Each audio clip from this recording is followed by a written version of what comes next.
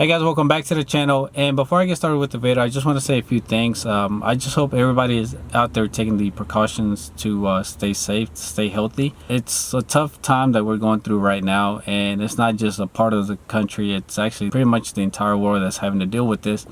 And it's something that I feel like it happens for a reason, but I don't know, I think we need to realize other things that, or pay attention to other things that we fail to notice when we're going through our normal life routines. I wish nothing but the best for those that are going through it personally, and I hope everybody makes it through. We all know what's going on, but be safe, guys. Do your part, because everybody in the medical field is having to deal with this, and things are tough out there. So we just have to do our part. Try to stay away from people, especially like larger groups. I know the weather is getting warmer and everything. It's really tempting to go out and do things with other people, but it's not the right time. We have more time. As long as we do our part now, we'll have more time to do things in the future. So I just wanted to say that. I know you guys probably heard that everywhere, so I'm just gonna go ahead and start with the video. So today's video, I just wanted to talk about and give you guys some pointers if you're looking to buy a F30 or a F32. This is something that I wish I would have known whenever I first got my car, and this is actually my second F30. Whenever I had my first one, I ended up learning some things, and I really didn't think that I would be getting into another F30. It just happened to, I enjoyed the car so much. But I had a 328, and after a year I got rid of it for other reasons, and eventually I was like, you know what, I need another F30, but it has to be a 335 this time. And I knew what I wanted in the car, because once I got the car, I ended up learning more things about it and what options were available. So I made a list.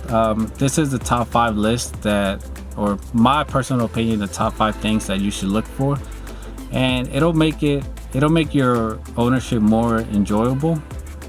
And also, if you decide to sell the car, it'll make it easier to sell.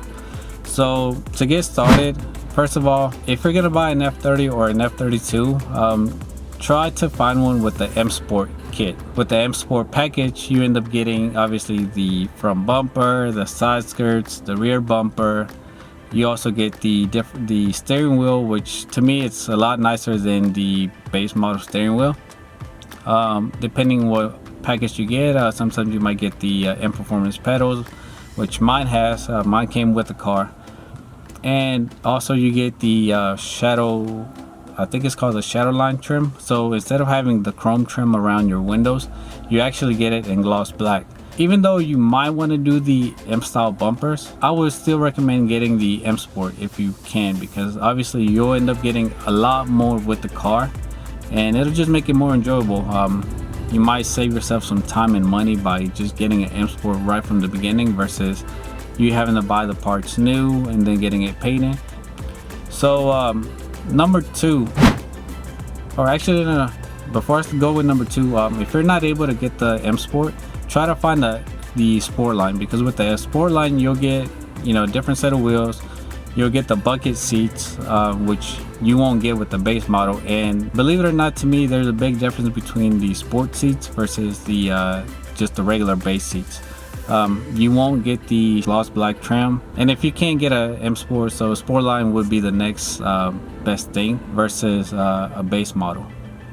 All right, so number 2, I learned this from having my first car. My first car had the halogen lights, and I do not know why, but I feel like this should have just been a regular option.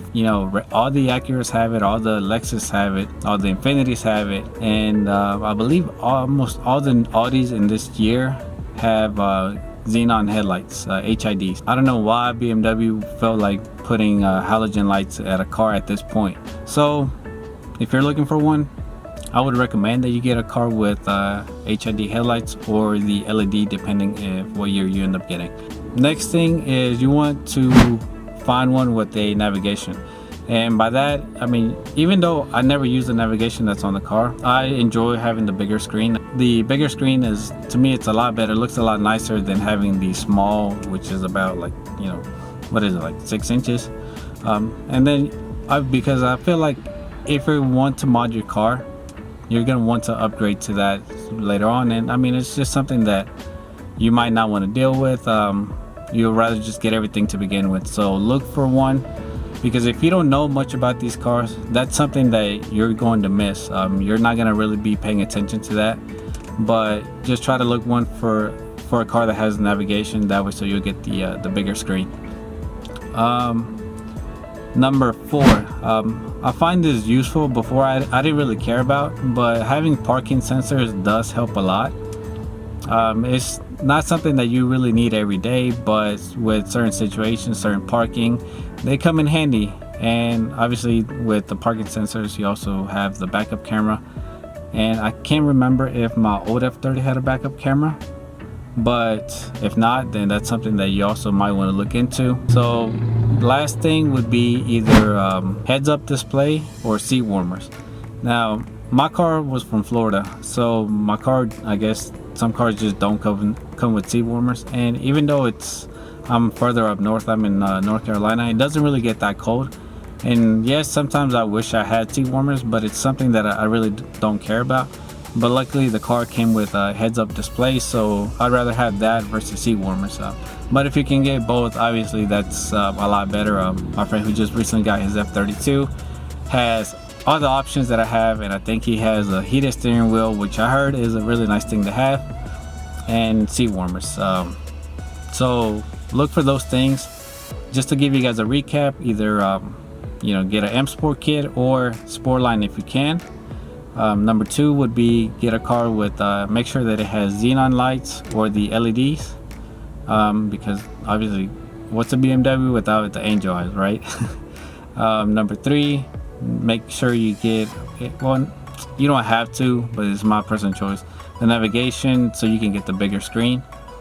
And 4, parking sensors is a nice thing to have. And last but not least, heads-up display or seat warmers.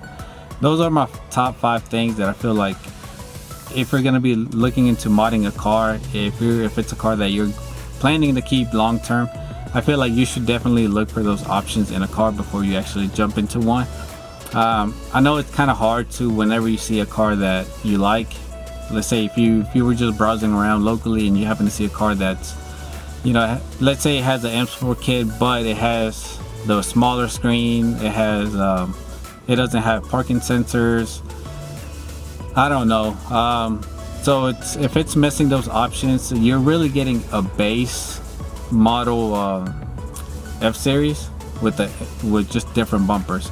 Yes, you'll get the steering wheel, you'll get the seats, but that's really all you're getting. You're really missing some of the things that I feel like really would make it feel more like a BMW, sort of say, I guess. But that's just my tips that might help you guys. And I know a lot of you guys are already own a F series, but I've gotten a few questions from messages from a few people just kind of asking me what to look for when it comes to buying an F30 or F32. So I just felt like this is kind of a way of helping whoever happens to need that information in the future or now. But yeah guys, that's gonna do it for today's video. If you haven't already, do me a favor, if you're new to the channel, hit that subscribe button. And if you have any more questions or any other things that you guys might want me to talk about, leave it in the comments down below. And like I always say guys, thank you, and I'll see you guys in the next one.